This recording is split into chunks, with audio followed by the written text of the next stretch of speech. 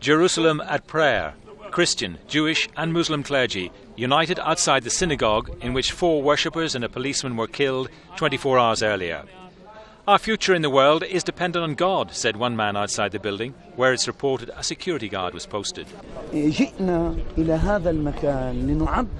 came to this place to express our stance against this criminal act, which involved an assault against the sanctity of the house of God and against unarmed worshippers. But hatred is historic and runs deep. An ultra-Orthodox woman shouted from a window at the imam, "You don't have faith! Rubbish! You don't have faith!" For the first time in 9 years, a Palestinian's home was demolished on Wednesday, the resumption of a punitive tactic which sparked controversy in the past. Abdel Rahman Shaloudi lived in the house in East Jerusalem. He was shot by security forces and subsequently died after he rammed his car into a tram stop in the city. Meanwhile, there is no let-up in the building of settlements, where many Palestinians have found work. We have Palestinian workers working in Israel, some legally and some illegally, and they exploit that to put in terrorists of Hamas, and terrorists, unfortunately, also that are incited by the Palestinian Authority, by the Palestinian president. I think we'll do whatever we can to prevent this danger. The Israeli Prime Minister talked about the battle for Jerusalem, and security has been tightened. But will it be a heavy hand, politics, or God, which can prevent more bloodshed after Jerusalem's deadliest mass killing for years? We are joined by Vincent Lemire, a historian and specialist on Jerusalem, researcher with France's prestigious CNRS and head of the project Open Jerusalem. What's the atmosphere in the city like?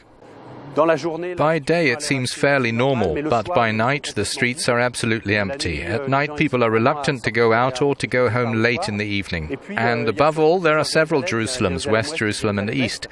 And the different neighborhoods of East Jerusalem, which almost every evening are arenas of sometimes very violent clashes. So it's hard to say if the atmosphere is calm or not. It really varies from one time of day to another and from one neighborhood to another.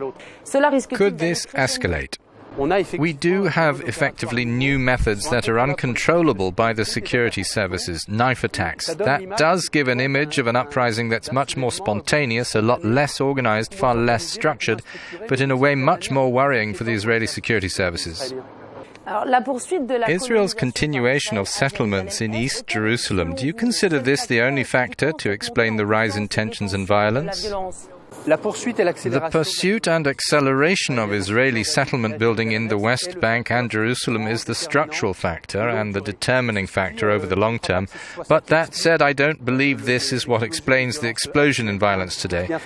There has been an immediate trigger for several months now. Clearly, it's the repeated visits by religious extremist Jews to the esplanade of the mosques, with intentional provocations by these Jewish religious extremists. Then there are the new political initiatives from within the Likud party in government, the MP Moshe Feiglin leading activities on the esplanade of the mosques, and even from within the government with Naftali Bennett supporting these activities. Sweden recognized Palestinian statehood at the end of October. Spanish MPs are going in the same direction, so are British MPs symbolically. How is Israel taking this? There is an official version and a more close-up feeling. The first says this has no effect, it's of no importance, it's symbolic.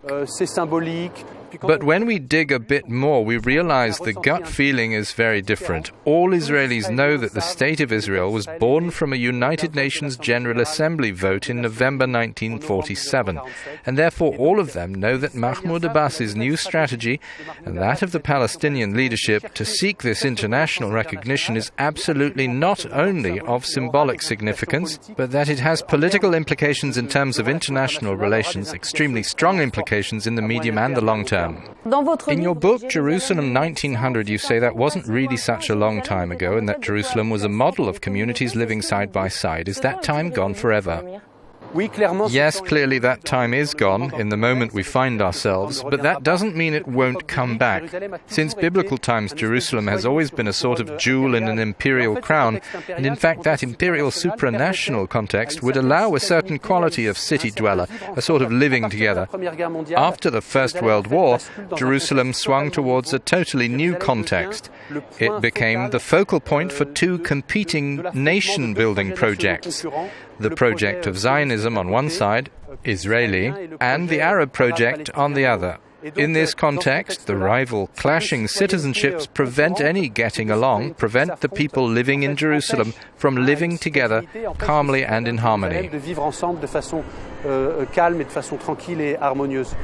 Vincent Lemire, merci d'être intervenu sur Euronews. Merci à vous.